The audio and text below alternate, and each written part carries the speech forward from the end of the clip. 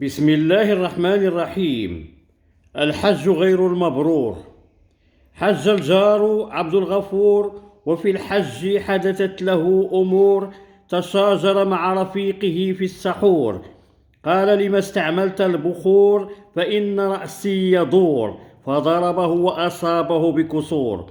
وفي الطواف يشتم ويثور على كل من لمسه أو صاح في أذنه بالتلبية بحبور، ويدفع الناس بقوة في تنفله عند المرور.